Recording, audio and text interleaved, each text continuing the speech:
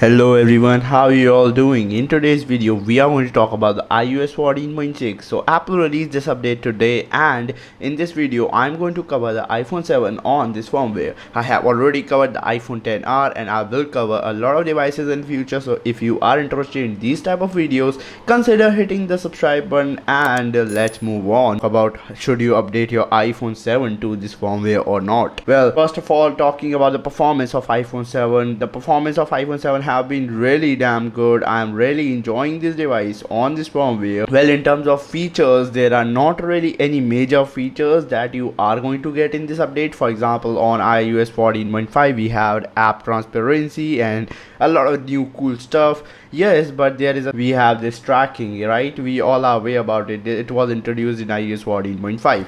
So what this update did is that some users were having this issue that tracking was grayed out. This option was grayed out. They won't be able to turn on this option, and this issue is now fixed on this firmware. Well, it was fixed on iOS 14.5.1, but still some people were having it, and now this issue is permanently fixed for 99% of the people. So if you were experiencing some issues on app transparency, you will not face those issues now.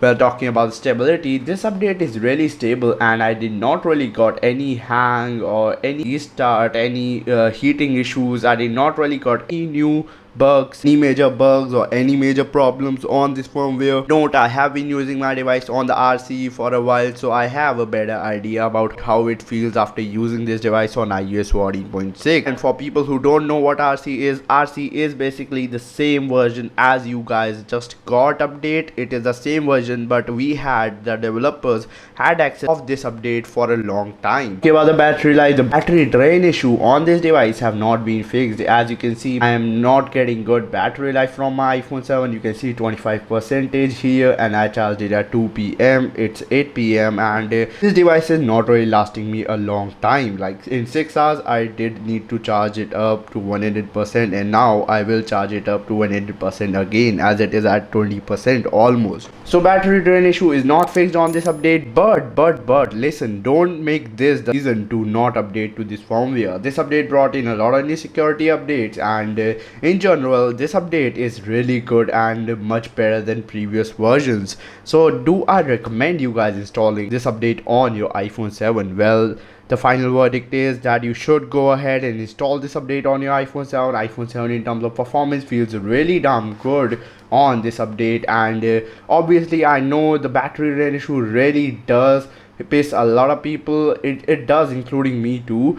But what we can do now, we just have to wait and update to latest firmware and test out that did Apple fix this on this update or not. Well, that's pretty much it for today's episode. If this video was helpful for you all, consider dropping a like and subscribe to this channel, because I do tend to make more videos like these. And peace out. I will meet you all in the very next episode.